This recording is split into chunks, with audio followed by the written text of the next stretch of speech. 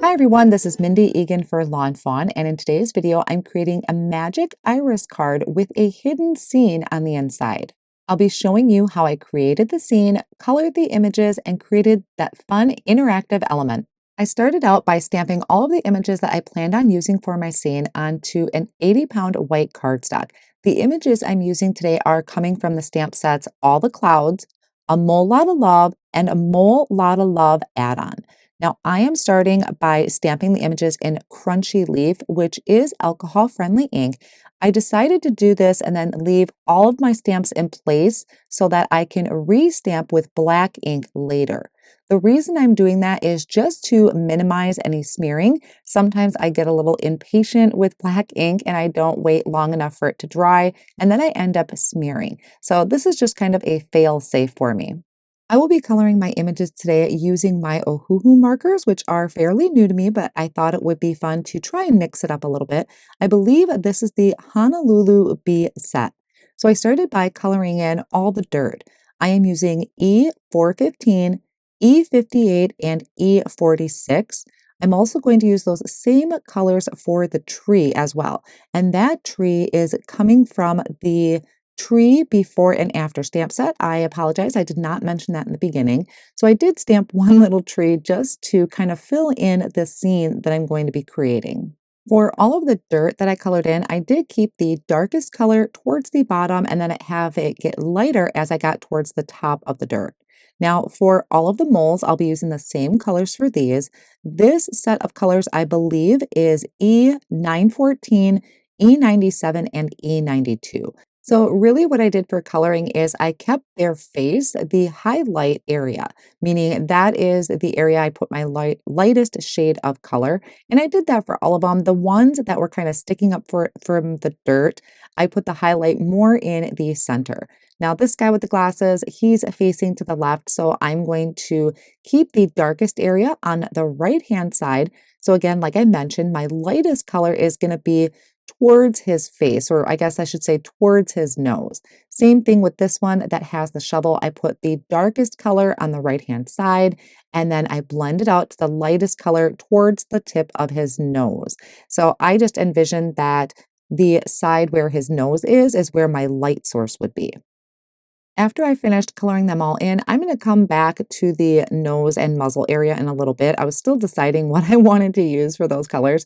I'm going to come in for the leaves on the tree. For that, I used a really nice kind of bright, I shouldn't say bright, maybe more of a pastel green. I am using G44 and G410. And all I did is color it in with the lightest shade, and then I came in with a darker color and added a line. So I didn't do a lot of blending there.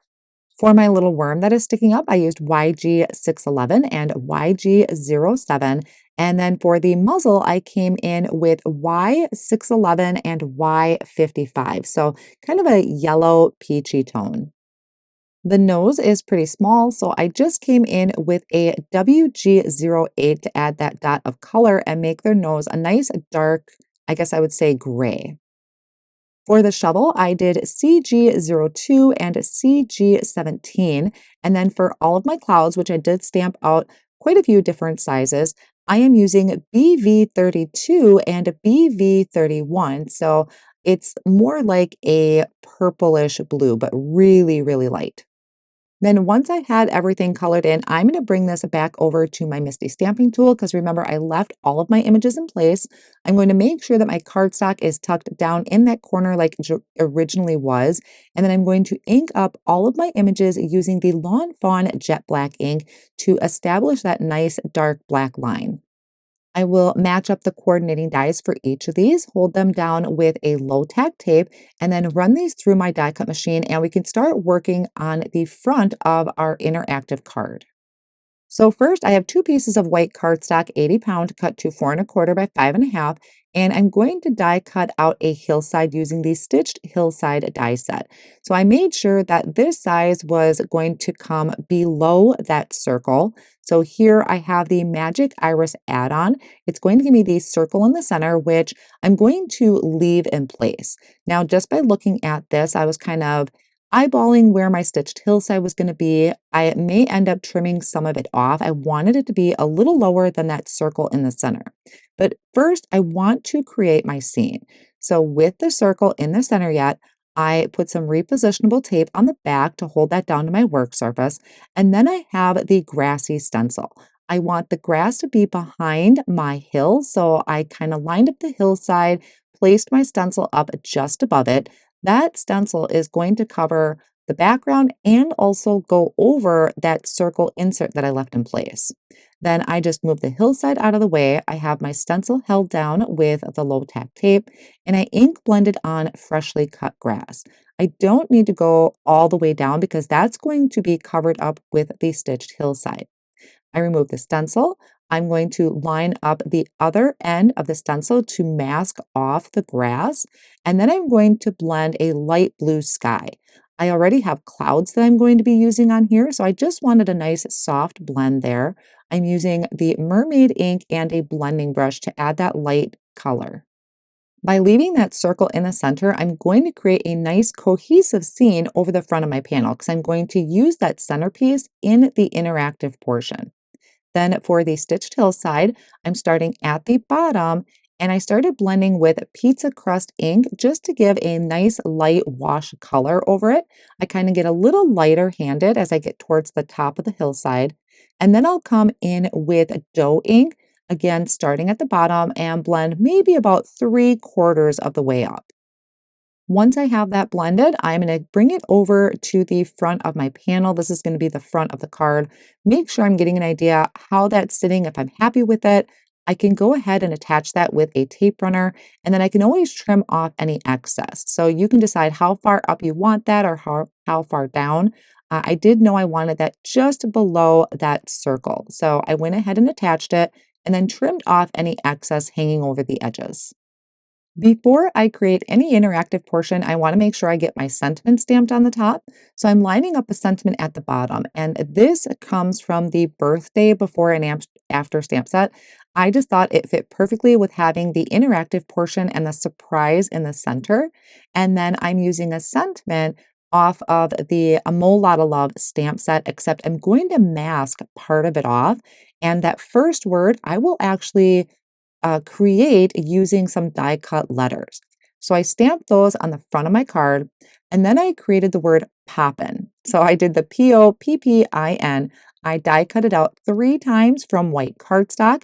One layer I'm going to ink blend on using dough ink and a small blending brush. I will blend about maybe 3/4 the way up so it kind of fades off into white and it's going to give that nice gradient effect. So I was kind of tying in the theme of a pile of dirt, as weird as that sounds. So once I have that one set of the letters ink blended, I can then stack these up for dimension. And I'm using my tweezers and liquid glue. Then I took those words, I spaced them out on my work surface, lined them up with the grid lines, and then picked it up with a low tack tape or scotch tape, just enough to tack it to the tape and then be able to line it up on the front of my panel. So I added liquid glue to the back of all of those letters, place it over the front, and then I could press down and just carefully peel that tape away. And that was using the Kohl's ABC die set. Using the liquid glue will allow me a little bit of time to kind of finagle my letters if I was slightly off when lining them up. Then I can start working on assembling my scene. So I will add some of the pieces that are further in the background, like the clouds and the tree, I will add with a tape runner. And then I started placing out the moles and I knew exactly which one was going to go in the center. The rest of them will kind of fill in the scene in the front. Some of them I will pop up with some thin foam squares, and then I can trim off any excess off the edges using a large pair of scissors. So I'm bringing that circle piece back. I kind of just tucked that in there for right now. And then I'm adding my one mole that's kind of sticking out of the ground there. I'll add that one with a tape runner and also fill it in with a small cloud. Again, trimming off any excess so that it doesn't catch when my interactive portion opens up. To create our magic iris, you will need 3 of those large circles, 3 of those tabs. I have one bigger tab, which is going to be my handle, and then I have 3 of those, we'll say hot dog shapes. So one of your large circles, you will need to die cut out with this die that's going to cut out these slits on the front of it. Kind of looks like an inner tube right now, actually. And then we will take our hot dog pieces, put the tab in those slots, and then make sure you're lining up the inside of that, we'll say inner tube or donut. So everything will match up with that inner circle. Now, on top of those little hot dog pieces is an X, and you're going to need some mini or micro glue dots and place it right on top of those X's.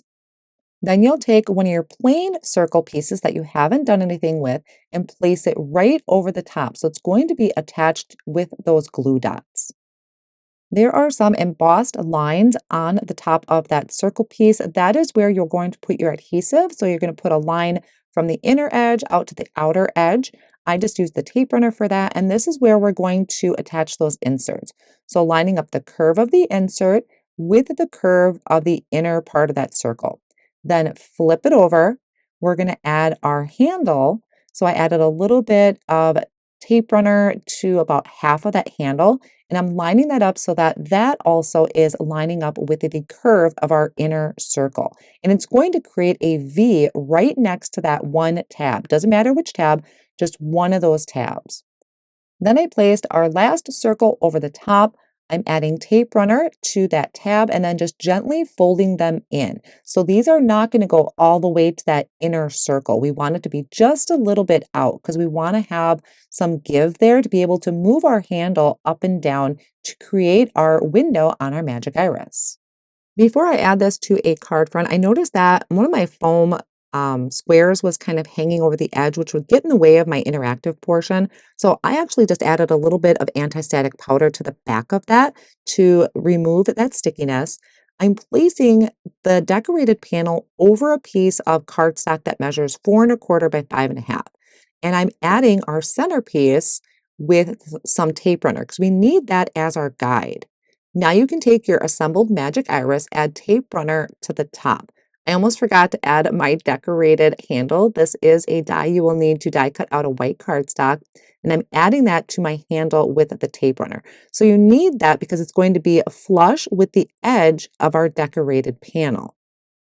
So I have tape runner on top of my magic iris piece. I lined up the edges of my handle with the edge of the panel and then attached that. So then I flipped the panel over.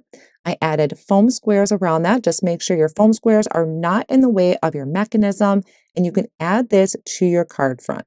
So now when we open and close it, we are revealing this hidden scene. Really fun, interactive, something the recipient just might not expect when they pull that tab.